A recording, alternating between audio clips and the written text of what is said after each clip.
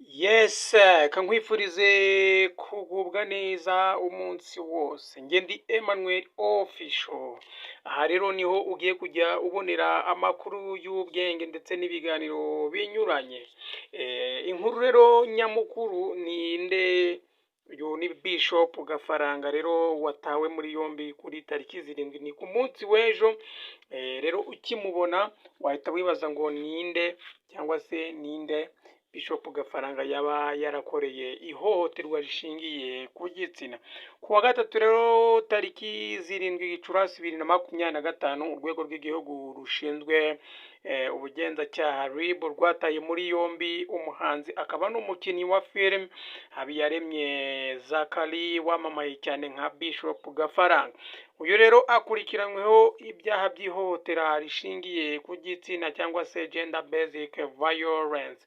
Amakuru yitabwa muri yombi rero ry'uyu mugabo yemejwe n'umuvugizi wa RIB Dr Murangira BTR wabwiye ikinyamakuru Inyarwanda ko Gafaranga afungiye kuri sitasiyo ya RIB ya Nyamata mu karere ka Bugesera mu gihe iperereza rigikomeje. Yavuze ati rero tariki 7 Gicurasi 2025 RIB yafunze Pastori Habiyaremye Zakari w'imyaka 35 uzwi ku izina rya Pastori Gafaranga.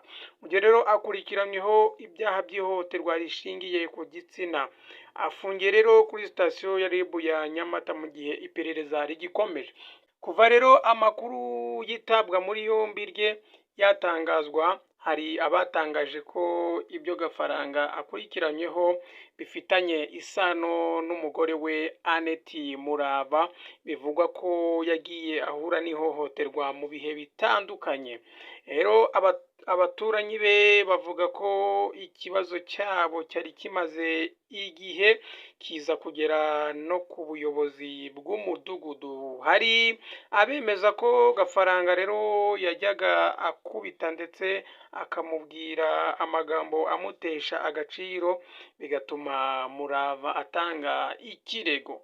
Ku bijyanye rero n'abandi bantu bavugwa ko bakorewe ihohoterwa, Dr Murangira yabwiye ikinyamakuru Inyarwanda ko iperereza rigikomeje kandi ko ibisobanuro byimbitse kuri ibyo byaha bizatangwa igihe gikwiye.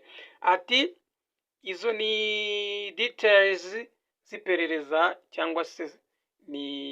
cyangwa se ibyo ni ibikubiye mu iperereza. Amaze kubazwa rero tuzababwira ibyaha byose uyu mugabo Pastori Gafaranga aregwa. Itegeko rero rivuga iki ku ihohoterwa rishingiye ku gitsina? Itegeko riteganya rero icyaha n'ibihano muri rusange rihana ihohoterwa rishingiye ku gitsina nk'igikorwa cyose kibangamira uburenganzira, icyubahiro n'umutekano w'uwabikorewe. Ibyo rero bishobora kuba gukubita, gukomeretsa ku nkeke ndetse no gukoresha amagambo cyangwa ibikorwa bifite ishingiro rishingiye ku gitsina. Iyo rero uwabikorewe cyangwa se uwabikoze abihamijwe n'urukiko ahanishwa igifungo kiri hagati y'amezi 6 ndetse n'umwaka, ndetse agacibwa n'amande y'amafaranga y'u Rwanda kuva ku bihumbi 100 kugeza kuri 200. Iyo uwabikoze yari afite ububasha cyangwa inshingano yihariye ku wabikorewe nk'umuyobozi cyangwa umukoresha, igihano kiriyongera kikagera no ku gifungo kiri hagati y'umwaka umwe ndetse n'imyaka 2.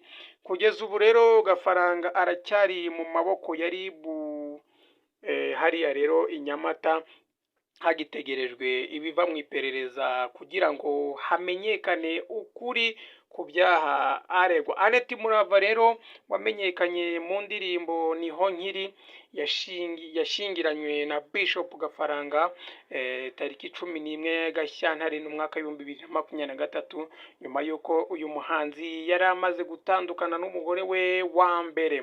Gafaranga rero aherutse kubwira Inyarwanda ko yahuriye na umurava mu bikorwa byo gufata amashusho y'indirimbo bya bihe, bikavamo rero urukundo rwaje kuvamo kurushinga. Urumva ko byavuye mu murimo bombi bakora. Yavuze ko kuva batangira rero kubonana yahise afata ikiruhuko mu muziki, ari nayo mpamvu rero yari amaze igihe kinini adashyira hanze indirimbo nshyashya. Rero ni Bishop Gafaranga waje kuba atabwa muri yombi n'inzego z'ubugenzacyaha RIB, akurikiranyweho icyaha cy'ihohoterwa rishingiye ku gitsina. Ngira ngo nk'uko mubyumva, murumva ko abantu bari kugenda bo bikorera iperereza rigiye ritandukanye, ariko burya iperereza rya nyaryo burya rituruka mu bantu muri rusange. Njye ndi Emmanuel Official, kora subscribe kugira ngo tujye dukomezanya kubana. Ciao ciao, gira